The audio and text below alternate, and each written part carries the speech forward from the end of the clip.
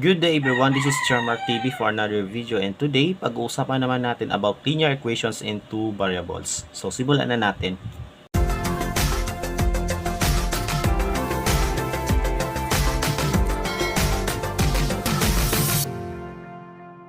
Okay, so malamang is napag-aralan ninyo yung linear equations in one variables nung grade 7 pa kayo. No? So kaya ang pag-uusapan naman natin ngayon is yung same equations, which is linear equations, kaso two variables na. Okay? So, define muna natin ano po. A linear equation in two variables is an equation in the form ax plus by equals c, where a, b, and c are real numbers and a and b both are not equal to 0. So, yung two variables na yon ay x at saka y, 'di ba? Kasi kung isang variable, mostly ang ginagamit doon ay x. Okay? So kapag two variables, ang ginagamit usually is x at saka y. But it could be two other letters like p, q, m, n, a, b, something like that. Ano po? Pero ang pinaka-common dito is x and y. Okay? So, for example, we have 2x minus 3y is equal to 4. So, yun nga, pag sinabing linear, ayan yung expression whose degree is 1. Ibig sabihin, yung pinakamataas na exponent ay 1. So, for this one, 2x minus 3y equals 4. This is an example of linear equations in two variables because yung degree nila ay 1. Yung pinakamataas na exponent ay 1. No? Tapos we have two variables x and y. Okay? Ayan po. So this is an example of linear equation. And we have y is equal to 3x plus 6. So this is another example of linear equations in two variables. Okay? Isa pa, we have negative x minus y minus 5 equals 0. As long as sinusunod natin yung definition ng linear equations in two variables. Okay? So, one important thing about linear equations in two variables is yung coefficients ng x and y. Okay? So, yung coefficients ng x ay a, tapos yung coefficient naman ng y ay b. Ngayon, kung halimbawa, isa sa kanila ay 0, let's say yung b, kung ang coefficient ng y ay 0, ibig sabihin 0y siya. Mawawala yung term na yon at matitira is yung isang variable na lang, no? Ax is equal to c. Okay? Isasama pa rin natin yon, no? Ganon din naman dito, kung 0 naman si a, mawawala yung x term at matitira na lang is yung y term. No? Okay? So, isasama pa rin yan. So, pwede natin isama sa example yung x is equal to 5 and 2y minus 4 is equal to 0. So, sila naman yung equations na isa lang yung variable. Ito, x lang ang nandito at ito, y lang ang nandito. Pero, isasama pa rin natin sa examples ng linear equations in two variables. As long as, 'di ba, yung coefficients ng x and y ay hindi equal pareho sa 0. That is, A is 0, B is also 0. So, di baling isa sa kanila ang mawala, basta hindi pwedeng pareho. Okay? Naka-stick tayo dito sa definition ng linear equations in two variables. Okay? Okay, so alamin na natin kung yung bawat equation ba ay linear equation in two variables. So, number 1, we have y is equal to x squared plus 3. So, by definition of linear, di ba, pag sinabing linear, dapat yung degree nun or yung highest exponent is 1. Okay? So, makikita natin yung highest exponent dito ay 2. So, hindi siya linear and therefore, hindi siya linear equations in two variables. So, ang sagot po ay not LE. Hindi siya linear equation. Okay? Next, number 2, we have 2x plus 3y is equal to 7. No? So, as you can see, we have the degree of 1. Okay? So, as 1 yung degree nila, so ibig sabihin, ito ay isang linear equation. Okay? Next, number 3, we have x is equal 1 over 2y or 1 half of y. Diba? So, again, yung exponents ng variables ay parehong 1. So, this is a linear equation. Next, number 4, is it linear equation o hindi? So, again, kung titignan mo yung x and y, yung exponents nila, parehas 1. So, this is still a linear equation. And then for number 5, we have x squared plus y squared equals 25. So, ang exponents ng x ay y ay parehong 2. So, dapat ang pinakamataas doon ay 1. So, this is not the linear equation. Okay? Ayan po. Okay, so dito sa linear equations, just like linear equations in one variables, mayroon tayong value of x na magsasatisfy doon sa equation na yon. So dito sa linear equation in two variables, mayroon ding solution. So the solution to linear equations in two variables is the ordered pair x comma y, no? Ito yung ordered pair na discuss natin on the previous video, 'di ba? That satisfies the given linear equation.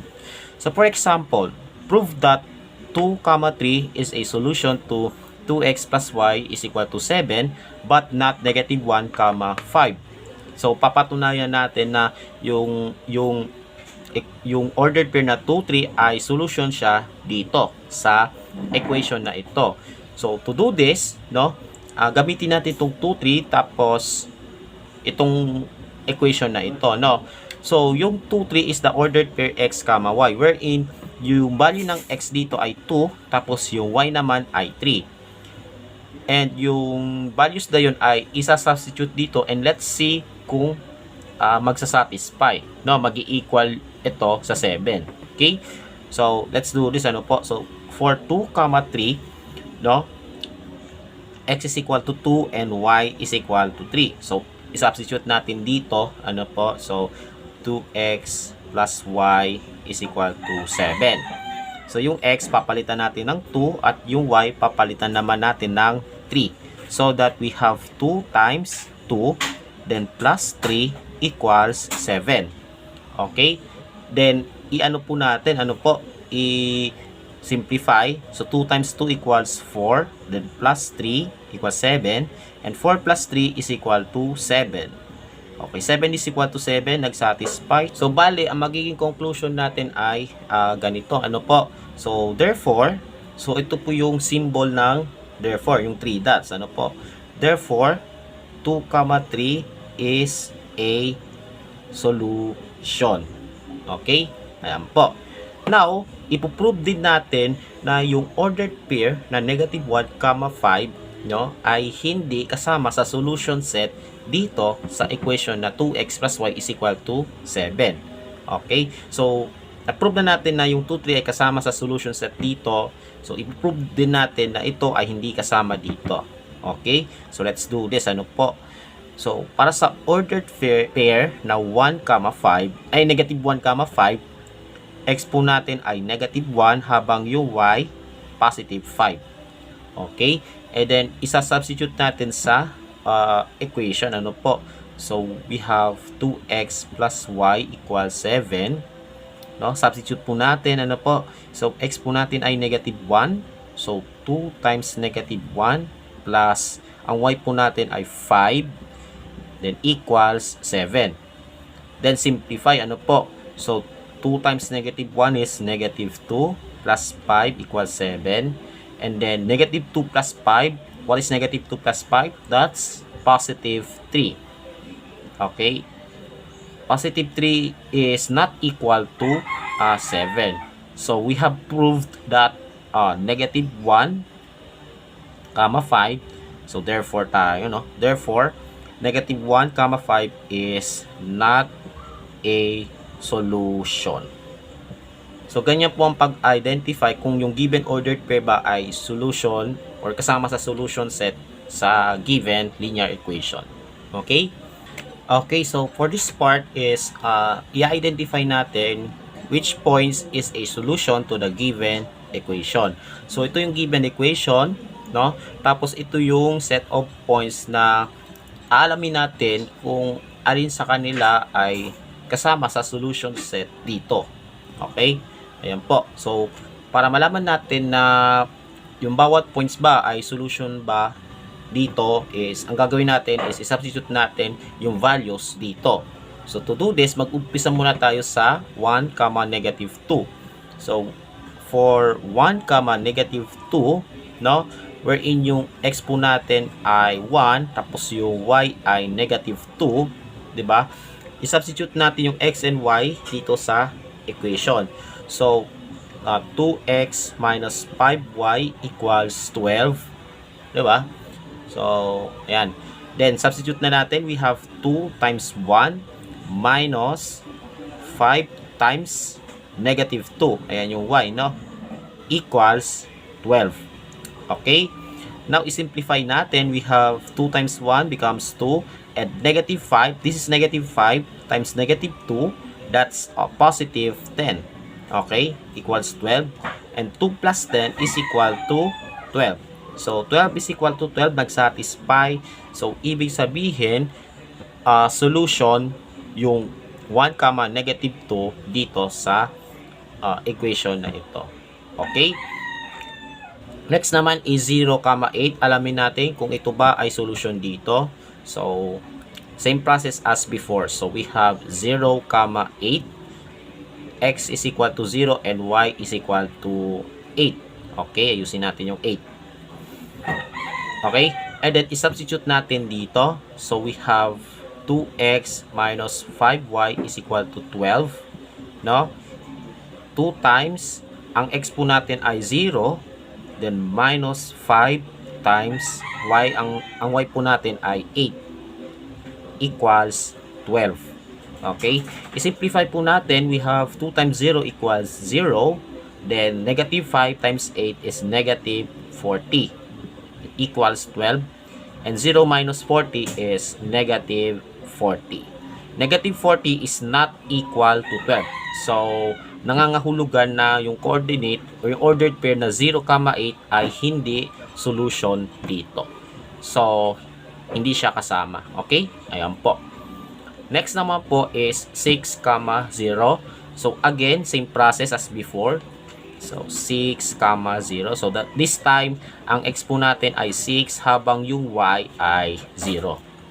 Okay? And then, is-substitute natin dito sa equation. No? We have 2x minus 5y equals 12. Then, 2 times, ang x po natin ay 6. No? Habang yung, dito naman, yung y naman ay 0. So, 5 times 0 equals 12. Then, simplify, ano po? So, 2 times 6 is 12. Then, negative 5 times 0 is 0. So, minus 0 na lang. Okay? Equals 12. Okay? And then, 12 minus 0 is 12. Equals 12.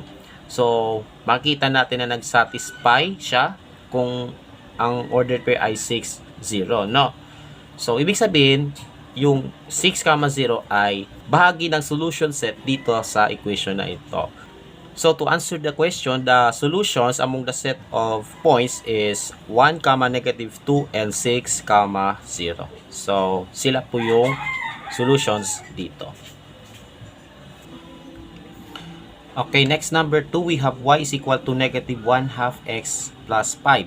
So, alamin natin kung alin sa tatlo ay solutions dito. Ano po? So, ganong steps pa din or procedure, no? But this time, ibang equations naman, ano po. So, pero gagawin natin yung same process as before. Okay, so to start with 8, 3.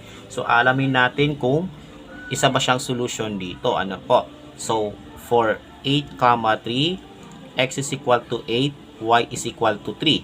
Okay, and then, i-substitute natin itong dalawang values sa equation. So, y equals negative 1/2 x plus 5. Okay, now, ang ano po natin, i-substitute natin yung x and y. So, yung y po natin ay 3. So, we have 3 here. Equals negative 1/2 times, ang x po natin ay 8. No? Plus 5. Okay? And we know that 1/2 is kalahati. Diba? So, basically, kunin mo yung kalahati ng 8. Okay? So, negative 1/2 times 8, which means kalahati ng 8, kaso negative, we have negative 4 plus 5, no? And then copy the rest of the equation, ano po? And then negative 4 plus 5 is positive 1. So, makikita natin na 3 is not equal to 1. So, therefore, yung 8, 3 hindi siya solution dito sa equation na ito. Okay? So, let's do the same thing for negative 10, 10. Okay? So, for negative 10, 10, bali, ang x po natin ay negative 10. Ang y naman natin ay positive 10. Okay? And then, i-plug in natin or i-substitute sa equation. So, y equals negative 1 half x plus 5. This will become y. Ang y po natin ay 10. Okay? So, 10 equals negative 1 half times x. Ang x po natin ay negative 10. Okay? Negative 10. Then, plus 5. Okay? Then, we have negative 1 half times 10. So, basically, kalahati ng 10 yon, which is 5. So, positive 5 kasi negative times negative eh. So, positive 5 plus 5. Then, copy the rest of the equation, which is, we have 10 here. Okay? And 5 plus 5 equals 10. So, 10 is equal to 10. So, nag-satisfy, ano po? So, ibig sabihin, itong ordered pair na to ay solution dito sa equation. And then, gawin natin sa 4, 1. Ano po? Okay, so 4, 1, wherein x po natin ay 4. Ang y naman ay 1. So, i-substitute natin dito sa equation. Y is equal to negative 1 half x plus 5. No? Ang y po natin ay 1. 1 equals negative 1 half times x. Ang x po natin ay 4. Diba? Plus 5. No? Then, we have 4 times negative 1 half. That's negative 2. Kasi ang kalahati ng 4 ay 2 eh. Diba? Negative 2 plus 5. No? And negative 2 plus 5 is positive 3. So, 1 is not equal to 3. So, hindi siya nag-satisfy. Therefore, yung ordered pair na 4, 1 ay hindi solution dito. Okay? So, to answer this question, among these 3 points, ito lang ang solution dito sa equation na ito. Okay?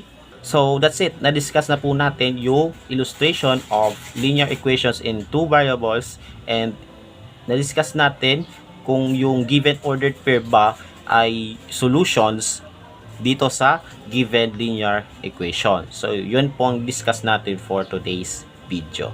Okay, so kailangan ma-master natin lahat ng basic arithmetic, no? Fractions, integers, and the like, no? Kasi magagamit natin yan sa video na ito, at sa mga susunod na videos na i-upload ko. Okay, so yeah, practice lang ng practice. Okay, so do not forget to subscribe to my YouTube channel for more videos na i-upload ko, and follow me also on my TikTok account. Stay safe, God bless, and as always, have a great day to all.